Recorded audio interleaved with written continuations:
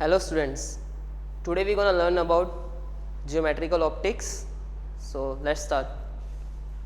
First we are going to learn about optics.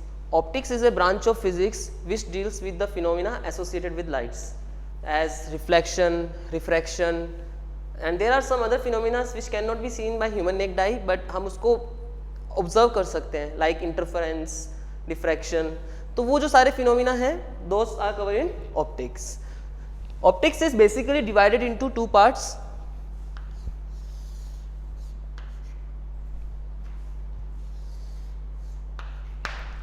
First one, the branch of optics which deals with phenomena which can be seen by human naked eye, जिसको हम normal अपनी आँखों से देख सकते हैं. So example, reflection, refraction. So those phenomena are considered in geometrical optics. And there is a other branch of optics which deals with other phenomena is wave optics. So first it is branch of physics, not physics, optics, which deals with phenomenon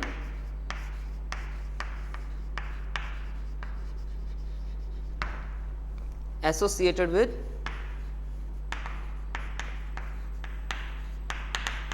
human naked eye. Example, reflection,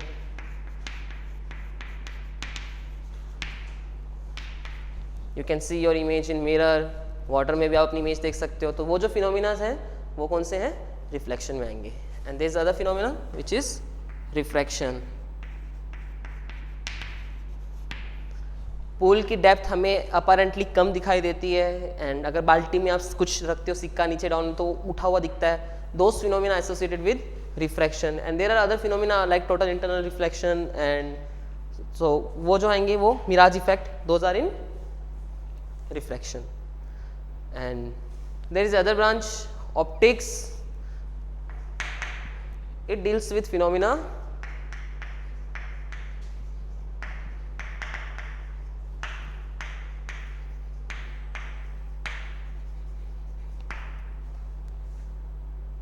which cannot seen by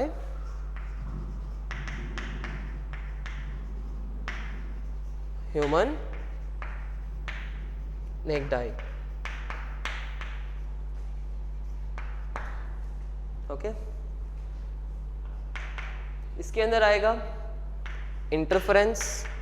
you have study interference in wave and sound also. And second one diffraction.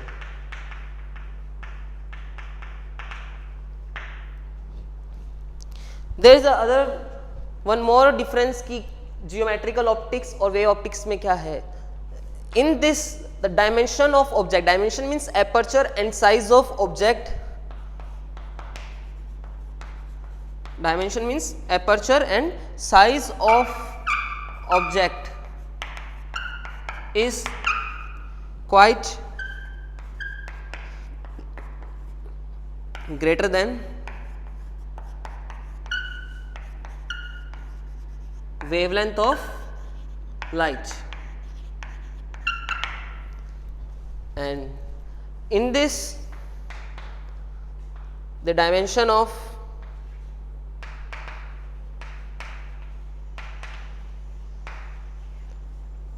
object जिस पे हम major कर रहे हैं is quite in same order of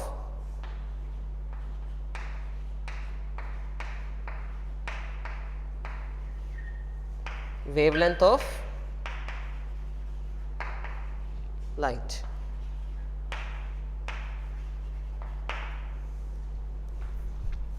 So optics is a branch of physics which deals with the phenomena associated with light, और इसको हमने दो पार्ट्स में डिवाइड किया है, geometrical optics and wave optics. Basically geometrical optics में हम वो फिनोमेना देखेंगे जो हम नॉर्मल अपनी आई से देख सकते हैं।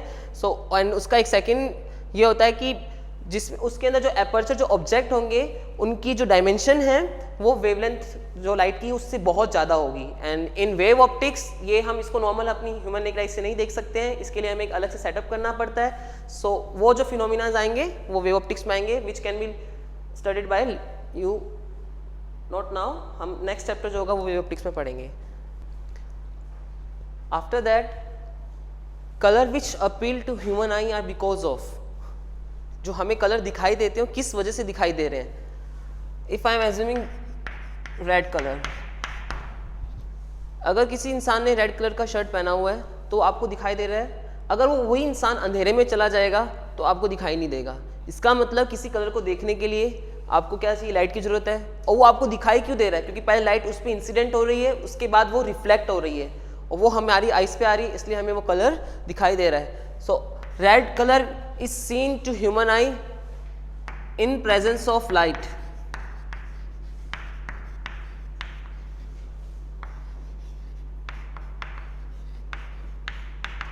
Due to reflection.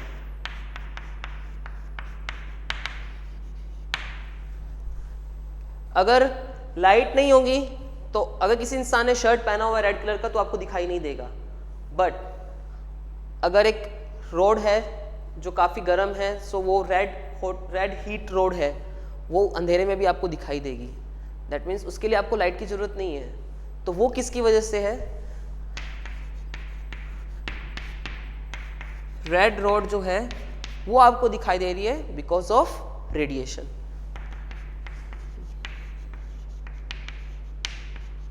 So it means जो भी कलर हमको दिखाई देते हैं वो दो रीजंस की वजह से देते हैं, या तो रिफ्लेक्शन की वजह से इन प्रेजेंस ऑफ लाइट, या फिर रिफ्रैक्शन की वजह से in absence of light. Okay, then उसके बाद जैसा मैंने बोला है, हमें कोई भी जो ऑब्जेक्ट है हमें जो दिखाई देता है, अगर प्रेजेंस ऑफ लाइट वो रिफ्लेक्शन की वजह से, क्योंकि आज लाइट उसके ऊपर पड़ रही है, इस शर्ट पे पड़ रही है, तो ये अपना एक रिफ्लेक्ट कर रहा है जो हमें दिखाई दे रहा है। सिमिलरली अगर मैं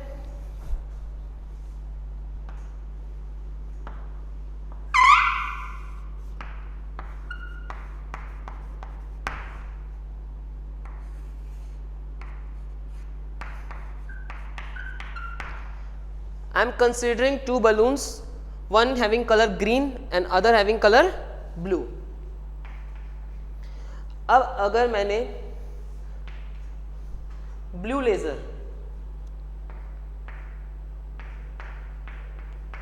से इन पे शॉट किया तो कौन सा बलून पहले फट जाएगा, विच बलून विल बर्स्ट फर्स्ट, जिसका टाइम किसका ज्यादा होगा, ग्रीन का ज़्यादा होगा ब्लू से, ब्लू का ज़्यादा होगा ग्रीन से, या दोनों का सेम होगा, या none of this. So as I told, in presence of light due to reflection we can see colors. तो अभी इस लेजर का कलर क्या है, ब्लू, और ये पड़ किस पे रहा है, ग्रीन पे, तो ग्रीन ब्लू को एब्जॉर्ब कर लेगा, Whereas ये ब्लू खुद ऑलरेडी ब्लू है तो ये इसको क्या करेगा, रिफ्लेक्ट कर देगा, तो ये जल्दी फट जाएगा और ये लेट बर्स्ट करेगा। तो time of bursting of blue is more than green. In this chapter we gonna learn about only geometrical optics. Geometrical optics is also known as ray optics. अब ऐसा क्यों है, तो हम first of all ray optics बोल रहे हैं तो हमें ये जानना जरूरी है कि रे होता क्या है, what is ray. As you know, you have studied in 11th standard also waves and sound. We know that light is the electromagnetic wave which do not require medium to propagate and it is transverse wave. तो हम light को किस तरह से denote करते थे उधर, transverse wave को हम इस तरह से डिनोट करते हैं, तो लाइट आपकी इस तरह से जा रही है। बट अगर हम बात करें पर्टिकुलर, अब किसी भी ऑब्जेक्ट पे पड़ रही है, हम इधर ये बात करते हैं कि लाइट एक तरह से स्ट्रेट जा रही है, तो स्ट्रेट जा रही है तो हम अब बार बार इस तरह से बताने की जगह हम उसको क्या करते हैं, एक उसका जो प्रोपागेशन है उसको इस तरीके से डिफाइन करते हैं। इस प्रेजेंटेशन को बोलते हैं रे। तो ऑप्टिक्स की वो ब्रांच जिसमें हम ये एज्यूम करके चल रहे हैं कि लाइट जो है वो स्ट्रेट जा रही है। एक्चुअली लाइट थोड़ा सा एक अलग इफेक्ट भी दिखाती है, उसको हम वे में पढ़ेंगे, बट अभी सिर्फ और सिर्फ हम वही फिनोमेना देखेंगे जिसमें हम ये एज्यूम करके चल रहे हैं कि लाइट स्ट्रेट जा रही है। सो वो फिनोमेना जो आएंगे वो किस में आएंगे? रे ऑप्टिक्स में। And group of ray is known as beam. Beam, group of rays is known as beam. Beam are further classified into three categories.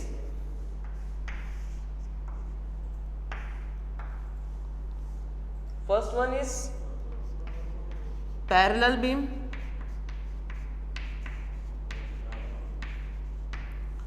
second is converging beam,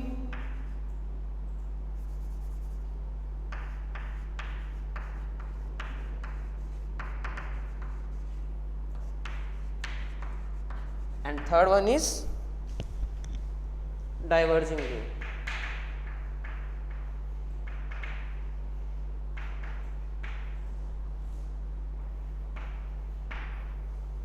parallel beam क्या होगा? जिसमें raise जो होंगी सारी क्या होंगी? Parallel होंगी। Group of rays which are parallel to each other.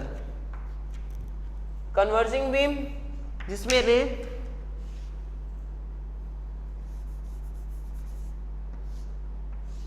इस तरीके से पास आती हो।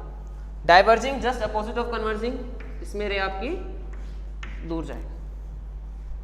सो in introduction you have studied about optics and types of optics, and after that significance of ray optics, and in which ray is a nothing but we are considering light in a straight line which is known as ray, and group of ray is known as beam. Beam are classified into three categories: parallel, converging and diverging. Parallel in which rays are parallel, converging जिसमें assume to be coming towards each other, जिसमें दूर जाएंगी, those are diverging. Thank you so much.